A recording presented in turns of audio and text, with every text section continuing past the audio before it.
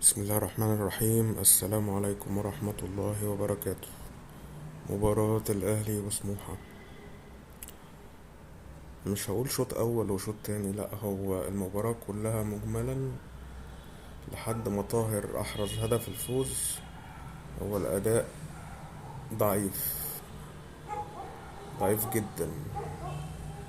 اللعيبة بتلعب على الواقف، بتلعب بالشوكة والسكينة.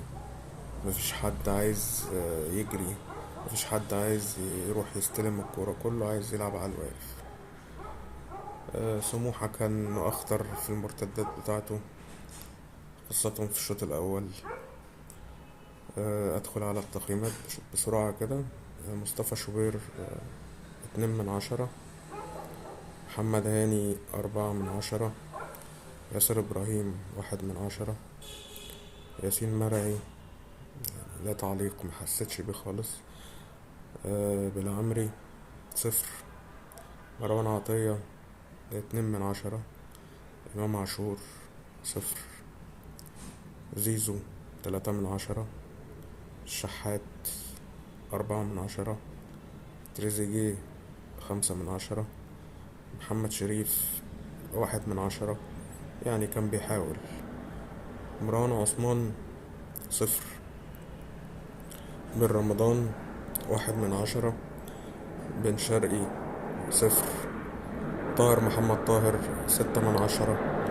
ويعتبر هو رجل المباراة، أو هو رجل المباراة بلا منازع، يعني لأن هو أحرز هدف الفوز وأنقذ الأهلي يعني من تعادل. كان ممكن إن هو يضيع أمله خالص في المنافسة على الدوري. آه، الأداء ده ما يأكلش عيش. الأداء ده قدام بيراميدز والزمالك هتخرج مهزوم، مش هتعرف حتى تتعادل. فريت اللعيبة الفترة اللي جاية تركز على اللعب الجماعي، ما يبقاش فيه لعب فردي ولعب على الواقف. احنا مش بنلعب في دورة رمضانية يعني. طبعا يستروب يعني خلاص كده، يعني وجوده زي عدمه. آه، بس فاللي جاي أصعب.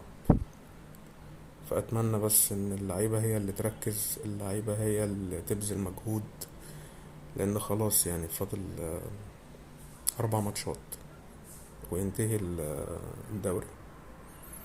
فبالتالي مفيش وقت إن أنت تضيع فرص، وإن أنت تستعجل، أو يعني تستعجل في إنهاء الهجمات ويبقى في تسرع أو يبقى في رعونة.